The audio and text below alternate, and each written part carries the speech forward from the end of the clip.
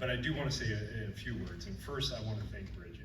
You absolutely navigated wonderfully another crazy year, and we really appreciate it. And as a small token of our gratitude, please accept this gift.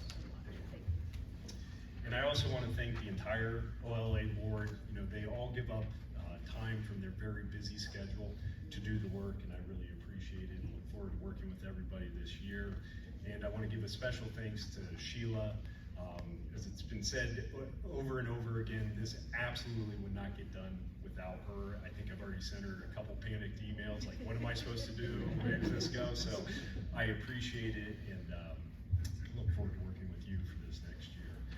I'm really proud and honored to serve in this role. You know, you all are such dedicated professionals who fiercely advocate for your clients, your members, and you are an absolute integral part of making this crazy place work. And it seems to be getting crazier and crazier. It makes your jobs harder and harder, but it really does matter. And I think most of all, it's because you guys are good people, just good people. I think as most of you know, or many of you know, I come from John Mahaney, the Chief's tree of lobbyists.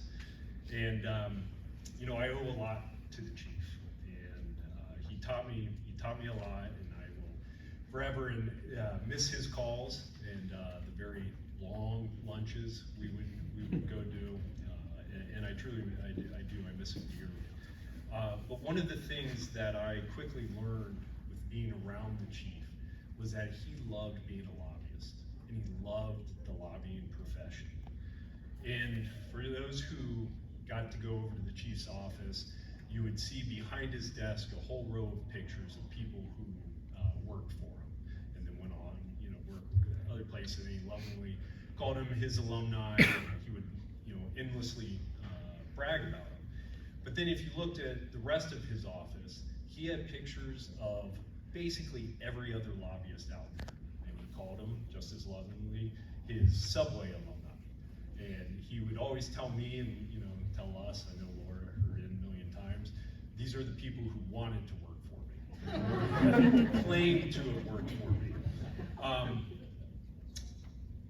And after I had left and I got to spend time with the chief, just kind of not working, but just talking with him, I realized that he had all those pictures because he loved the people he dealt with.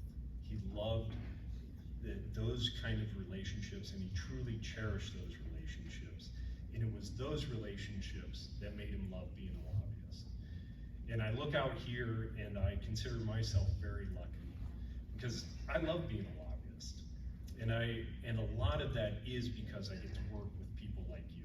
And it is truly a blessed feeling to have that. So I look forward to working for you as the OLA president and advocating on your behalf.